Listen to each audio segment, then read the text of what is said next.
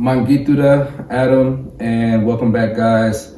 So, literally, this build has been crazy. It's been amazing because there's been a lot of learning. There's been a lot of, getting the right connections, plumbers, electricians, masons, different people like that we need for the different other contracts and people that we work with. So, thank you guys for watching. Thank you guys for commenting, and subscribing. The numbers have been going up, and that's good because we're really trying to show that it's possible in West Africa. It's possible for us to do it. It's possible for you to do it. So we don't want to be the only real estate company here. We don't want to be the only tiny house company here. We want more people to come here and do it. We want other people to do it too. So any questions that we get, emails, whatever, we always make sure to respond to you guys.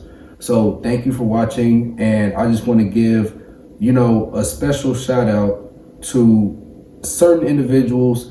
Certain people, I don't know if they want their names to be said yet, but I want to give a special shout out to them for, being with us from the very beginning, sticking with us, just seeing the whole process. And we show everybody on YouTube our process. So we know, our YouTube family, you guys have seen us too. This is before we were here in Africa. We were in America still. But, thank you guys again, because our channel doesn't exist. Our channel doesn't grow without you guys.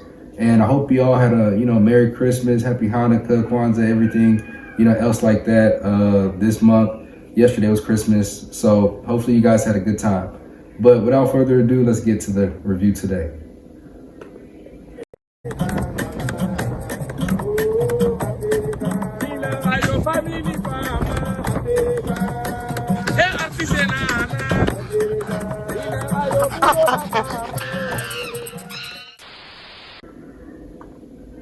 Okay, so you see we're at the front of the house here, and we're taking off these 1x2s because we're going to begin framing the inside of the home. So, you don't need too many. It's an 8x8 meter home. That's what we're building. So in an 8x8 meter home, because of the size, and this is why tiny houses are so good, you don't have to have a bunch of material. You don't need to have a big, budget when it comes to certain materials because the house is a smaller home. So as you see up there, we're framing the whole outside, and we have our head mason there. He's putting the wood framing across the roof, going all the way across. And he has someone helping him, a laborer who's helping him, because every job here, yes, one person can do it, but you want people to have help. You don't want people to be overworking themselves, risk of injury, and also time. It takes longer, So you want to have more people to help. And that's what you see here. If you've been seeing the videos from the beginning, he's been there from digging the trench. He was there. Now, some of the wood, depending on the length of wood you get, it might not be long enough to go all the way across right in one go. So you might have to cut it. But those pieces of wood you can use and join with other pieces, right, to make it fit any length you need it to be. As you see right there, that piece of wood there, we joined together with another piece of wood just so we can get it across.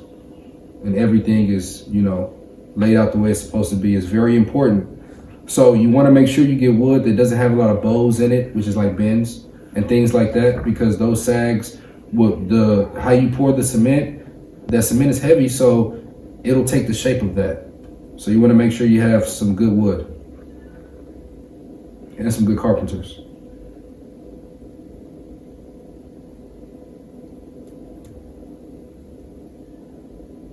So here we're in the bedroom, right? So that was the living room kitchen area, the first area you saw. This is the bedroom area, and the bedroom area is much quicker, of course, because it's a smaller area. Again, the whole house is much quicker. And we get the acro jacks, the metal bars that you see in a previous video. I believe it was the video before last or the last video. In the beginning, we were offloading those. They're called acro jacks. You just twist them up, and they have a hole where you can put a sprocket, a wedge inside of, or a pole inside of, to stop it from going down. They're very stable, very sturdy. If you see there, well, it hasn't been put up yet, but there's holes at the top of the acro jack where you can put nails in to even secure it more, so you can grab it and shake it and it won't move.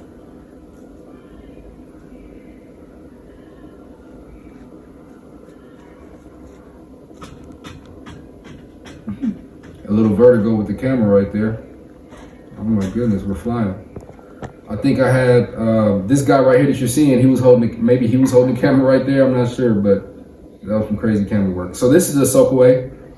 As you see here, at that point right there, we were only about a meter down. So you go down 3 meters, and then of course you have your sides cemented, or if you have block, you might do it with block and then plaster the outside.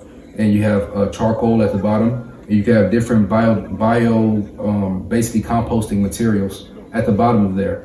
So sometimes, some people, you never have to have someone come out and pump your soak away. That does happen sometimes.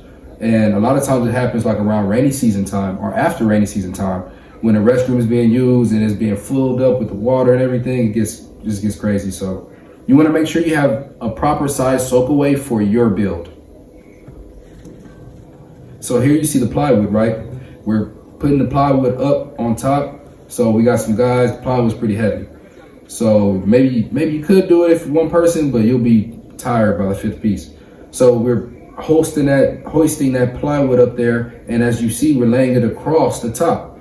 So it's very important, right? Again, the 1x2s, the wood up there that's framing and that's supporting the plywood, very important that wood is leveled straight. You see at the very ends there, you got to make sure that it's even, right, going across. That way you don't have different variations, different heights as you go across your roof. Now, in some ways it doesn't matter, and in some ways it does matter, right? The ways that it doesn't matter is that what you're looking for is structural integrity. So although something may not look 100% even in the before the finishings are put on it, like the plaster and stuff like that, that doesn't mean structurally it's not strong. So that's one thing that's like, it's really not a big deal, but it is a big deal on the instance of beautification. You have clients, they come in, you want it to look concise and professional in a certain way. So just try to do it as right as you can the first time. This was this is crazy. We were on the way to the junction, and this is in the Gambia, this is Africa. This is what you might see. This is one of their 3-wheel vehicles that carry the material, and they were coming too fast around this corner. This is during rainy season, and they flipped, and all the cement and them flew out. Now, luckily, nobody was seriously injured, but you saw the guy sitting over there at the bank, and he was hurt over there. He couldn't really move or get up. But yeah, then we made it back to the junction. It's not easy. You're traveling through the bush, you're traveling through rain, dirt roads. If you have to, some roads, not all roads are dirt roads, but if you got to get there, because again, a lot of times your land is not developed yet, right? So the roads are going to look like this. So that's another thing to take into account when you have, us as your construction management team, doing the job for you. There's a lot of stresses, a lot of strains that we go through, but to make sure that the job still gets done, we still get the materials there to a site where the materials are not close by, and still build the home. So you see at this point, the plywood is almost completely framed up at the top there. Almost, not quite. Got that one little corner piece. The bedroom is almost completely framed up.